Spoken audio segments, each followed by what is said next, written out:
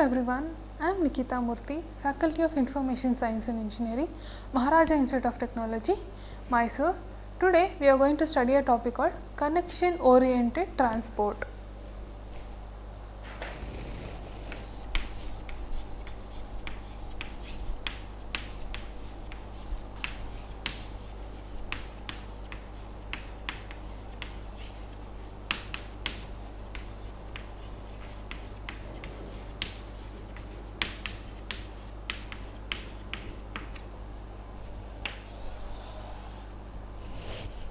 We are going to study a topic called connection oriented transport, that is we are going to study about TCP. In the previous last sessions we used to study about UDP, that was connectionless, isn't it? Now we are going to study a connection oriented, that is TCP. TCP stands for Transmission Control Protocol.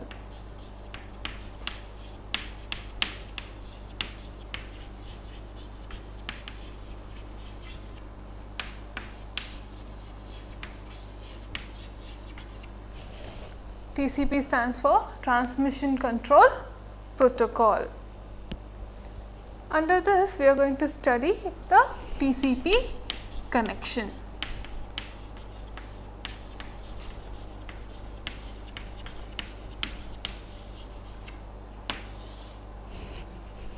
So, we are going to study about the TCP connection, that is a few features of TCP. As we know, TCP is what? Connection oriented.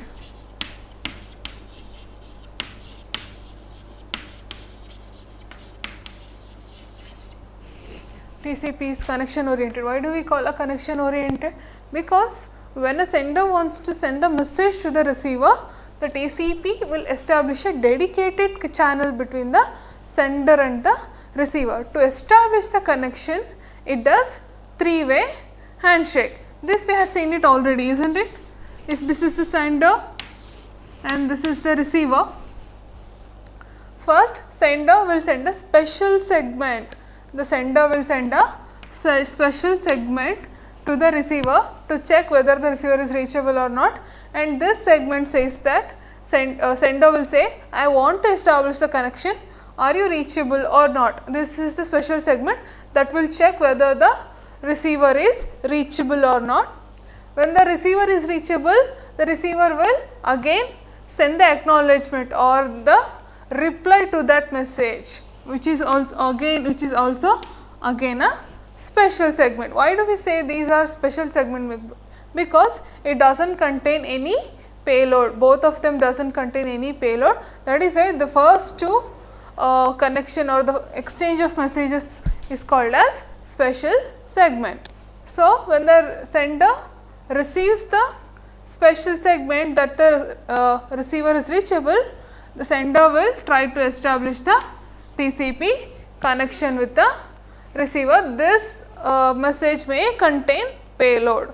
So, as this to establish a connection, they are exchanging messages 3 times. To establish a connection, we call this as a three-way handshake. The next feature which we can study about the TCP is TCP provides full duplex service. TCP provides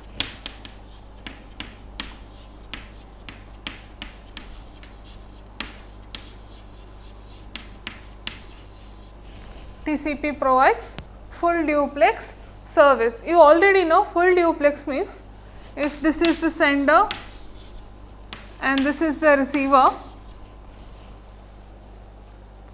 in full duplex what happens? When sender is sending the message to the receiver, at the same time the receiver can also send message to the sender. That means at the same time both can communicate with each other. This is also a feature of a TCP, that is it is full duplex. The next feature of a TCP is it is point to point.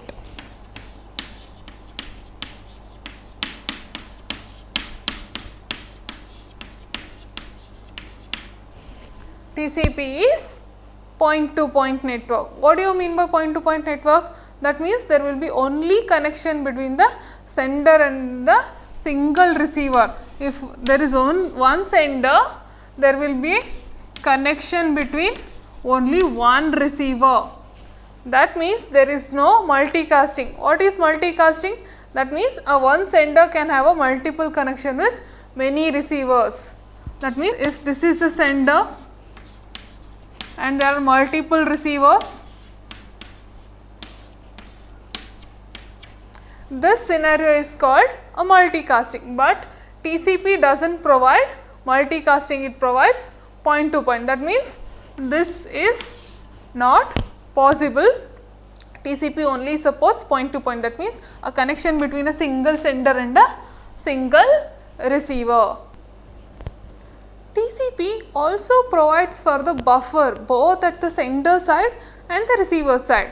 In the pipelining we had said this, isn't it? When we are sending a multiple packets, we need to have a buffer, but here TCP is by default it is providing buffers for both the sender side and the receiver side. As you could see in the diagram, there is a host, there is two hosts, a sender and the receiver, and there is a unidirectional data transfer. A process is running in a host A, which is the sender on your left side, and then the other one is the receiver. The process will send the data through which a doorway? Socket. Socket is a doorway, it is an interface through which a process can send a message, isn't it? Through socket the process is sending the messages. All the messages the process is sending, first it will get stored where? In the TCP send buffer. In the buffer it will get stored, and the TCP connection, it will start sending the messages in the buffer to the receiver. At a receiver side, what is happening? All the message that has been sent by the sender, it will get stored it in the receiver side buffer, and then the process through the socket, it will try to pick the messages that has been stored it in the buffer. That means through buffer we are able to queue the messages, that means we are able to store the messages that has been communicating. The next topic which you are going to study is TCP segment structure.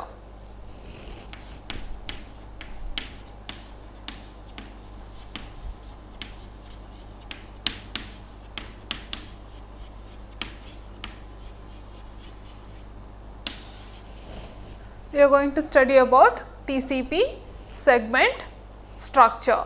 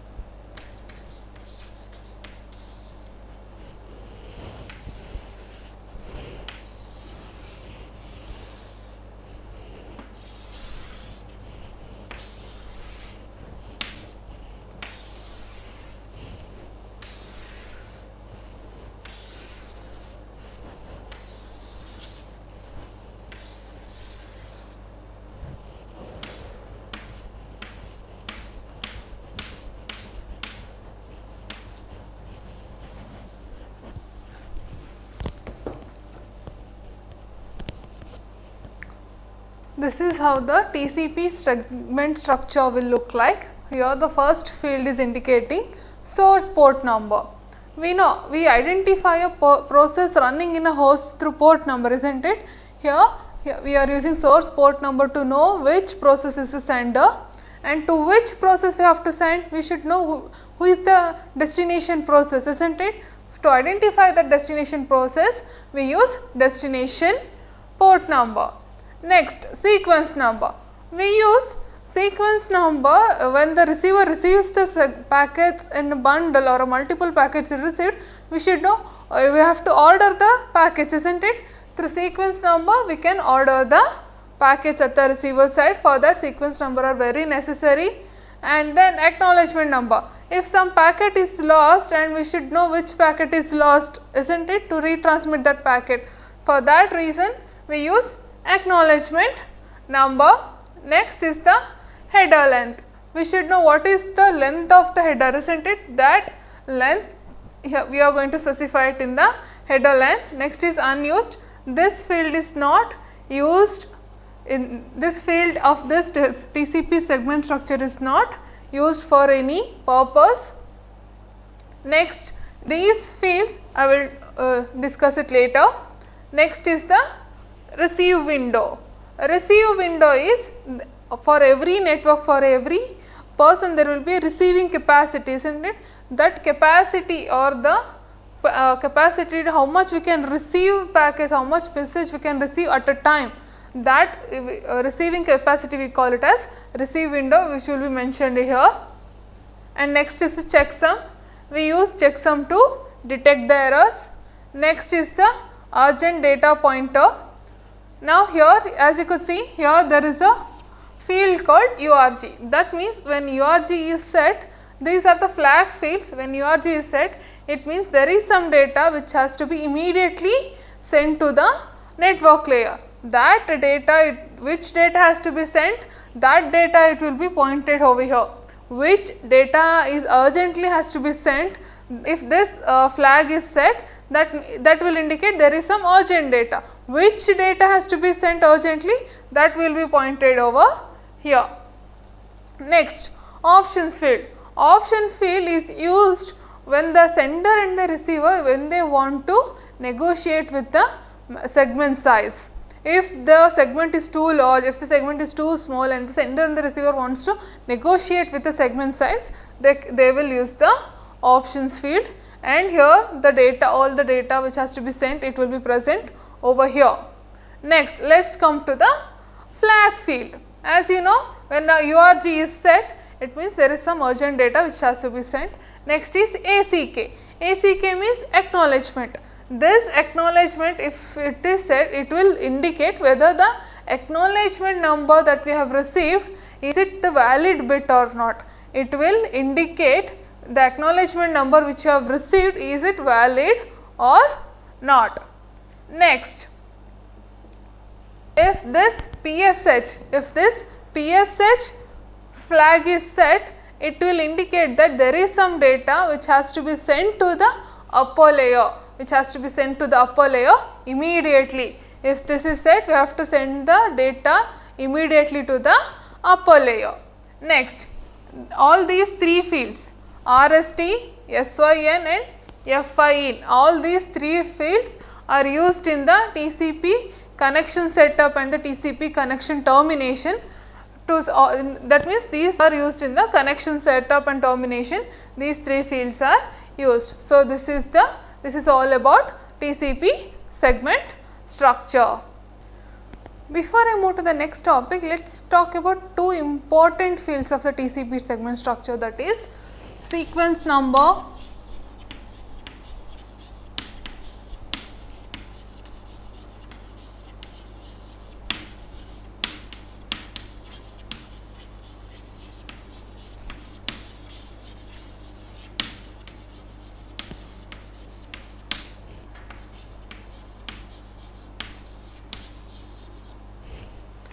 So, let us talk about the two important topics, sequence number and the acknowledgement number. Now, the sender is sending a multiple packets to receiver. If a sender is sending a multiple packets to the receiver, why do we need sequence number? Means if we put the sequence number,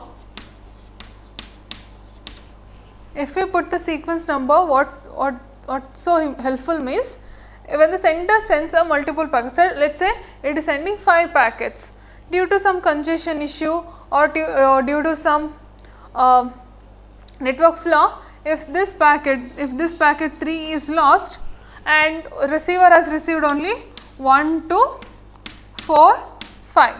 So, when the receiver receives only 4 packets, the receiver can make out, that means there is one more packet which has been missing. There is one more packet which I had to receive, but it has been missing. So, that means through sequence number the receiver can make out a packet that has been lost. Not only that, if the packet, all the packets have been received, due to some congestion or to some network flaw, the packets arriving may have been delayed. The packet may have been arrived, may have been delayed, maybe let us say packet 3 is delayed. All the 4 packets have been received. At the end, after few seconds, the packet 3 has been received by the receiver. When the packet 3 is received, it will be helpful to the receiver because of the sequence number. It can reorder the packets in a proper sequence with the help of the sequence number. Now, what is the use of the acknowledgement number means? Let us say let us say 5 acknowledgements have been sent from the receiver to the sender, but due to some congestion or something, the second acknowledgement is lost. And the sender has received what? 1, 3, 4, 5.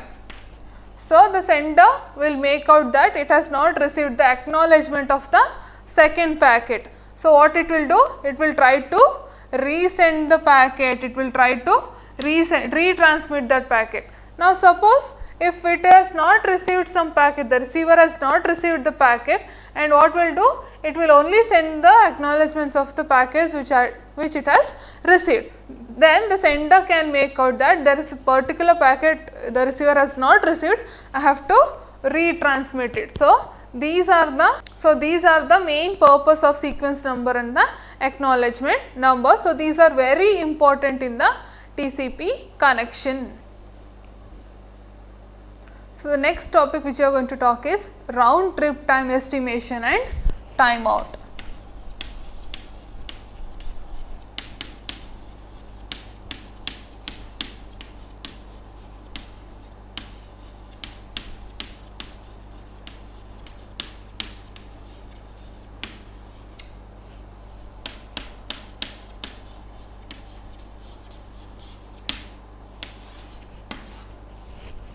We are going to talk about round trip time estimation and the timeout.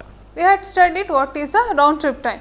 Round trip time is nothing but a time taken by a packet that has been sent by the sender to reach the receiver, and the acknowledgement for this packet has to be sent by the receiver and it has to be received by the sender. That means, if the sender has sent a packet, it has been received by the receiver, and for that packet the receiver has sent the acknowledgement. This whole time, the packet that has been travelled from the sender to the receiver and back to the sender, this whole time we call it as round trip time. Now, we already know what is a timeout. What do you mean by timeout? That means for every packet sent, we will start a timer. And then if within that time the acknowledgement is not received, then for that packet what we will do? We will say the timeout has occurred, we have to retransmit the data. Now, how are we going to calculate this timeout interval? To calculate this timeout interval, this timeout has to be always greater than this RTT, isn't it? This timeout has to be always greater than the round trip time. That means, it has to be time taken by the packet to go to the sender and come back to the receiver. If it is less than this, for every packet the timeout will occur, isn't it, because it has not received the acknowledgement within the round trip time. That is why the timeout has to be always greater than the round trip time. To calculate the timeout, first we have to estimate what? A round trip time. That means how much time the packet is taking to go to the receiver and come back to the sender. So, for this we are going to consider a sample packet. We are going to consider a sample packet, and that packet's time we are going to call it as sample RTT.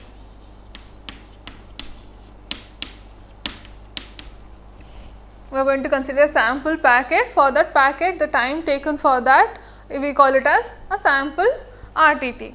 Is it enough to take only one sample? No, right, because for every packet the round trip time may fluctuate, because for every packet may face a lot of load in the traffic network. There may be congestion, there may be network lost, there may be network flaws. That means for every packet the round trip time may be varying. That means there will always a fluctuation in the round trip time. So, it is not enough to consider only one sample RTT. That is why we have to take a average. We have to take a average of so many sample RTTs, average of many sample RTT.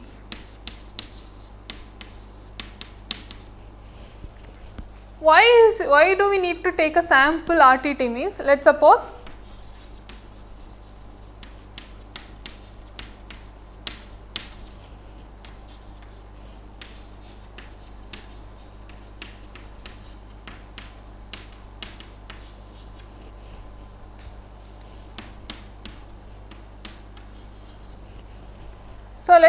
I have taken two samples. This RTT for sample 1 is 1 microseconds, and then RTT for second sample is 2 microseconds. When I take the average of this, how much it comes out?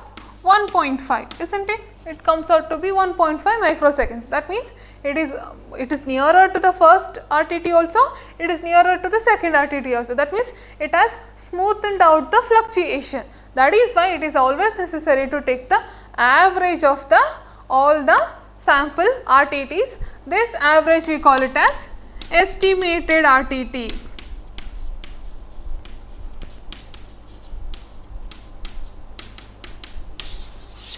We call the average of this as estimated RTT.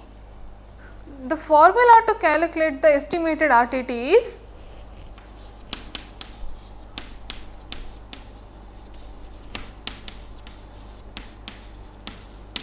estimated RTT is equal to 1 minus alpha into estimated RTT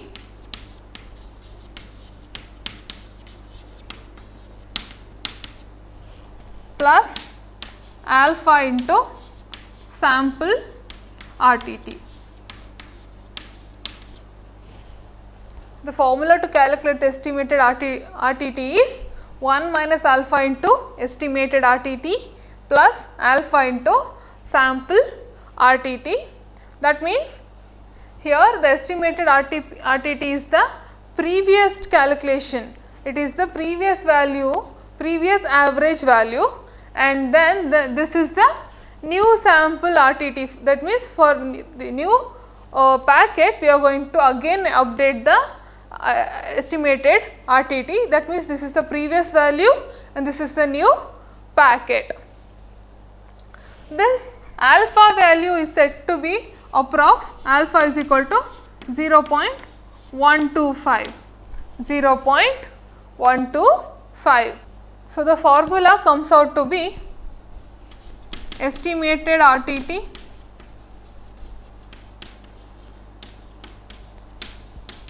is equal to 0.875 into estimated RTT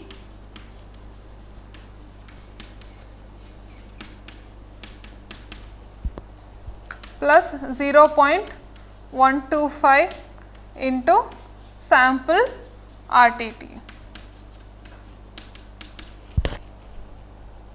The formula comes out to be like this.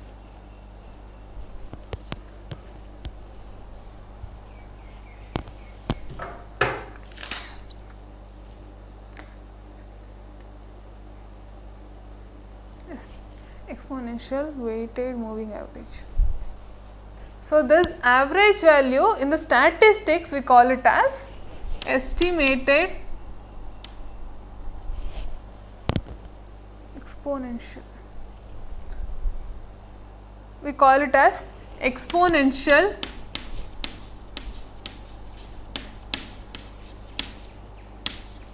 weighted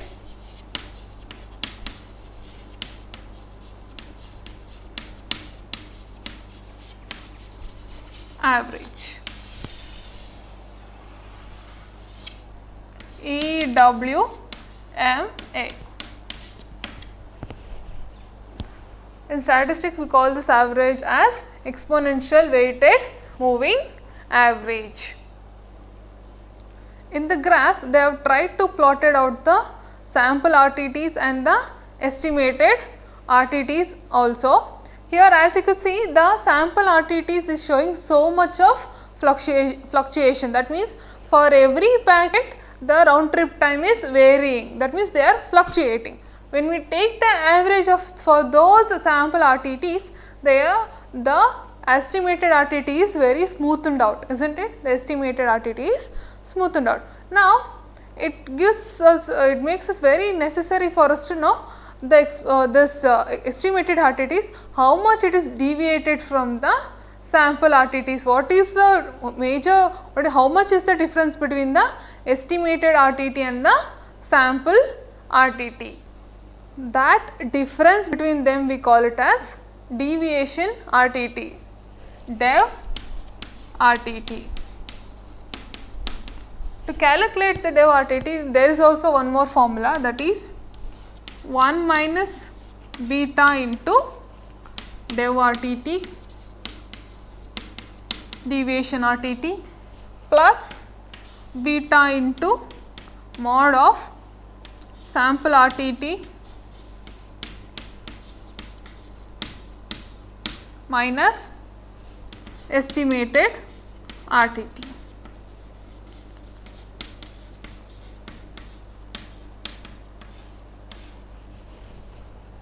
So, the formula to calculate the deviation between the sample RTT and the estimated RTT is deviation RTT is equal to 1 minus beta into deviation RTT plus beta into mod of sample RTT minus estimated RTT. The value of beta is approximately 0.25, 0.25. Next, now we have calculated or estimated the round trip time.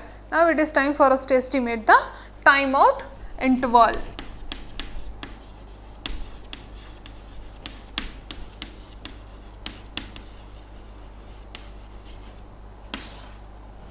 Timeout interval. Now as I said, the timeout interval, it should be greater than or almost equal to the round trip time, but we cannot simply keep it as equal to, it should be a little more than the round trip time, because if we keep the timeout interval very larger than the round trip time, that means the system will be keep on waiting for the packet, that means it will be in a waiting state only, it will be waiting, that means it will delay in the retransmission of the packet. Now suppose if we keep the timeout interval very less, what happens? We will be without waiting for the packet to arrive, we will be simply retransmitting the packet, which may result in the duplication of packets. That is why it is always necessary for us to have a little margin above the round trip time. How are we going to calculate that margin? Means the formula to calculate that margin is timeout interval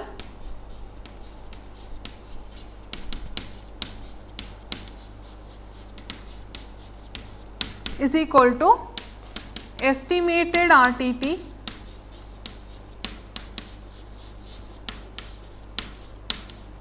plus 4 into deviation RTT.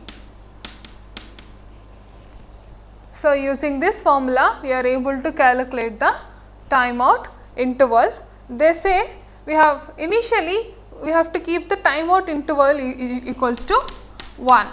Initially we have to keep the timeout interval to 1. When if the timeout has occurred and we have to retransmit the data, then we have to double this. We have to double the time of the timeout interval when we are retransmitting the data. So, with this calculation of the timeout interval is finished. Thank you.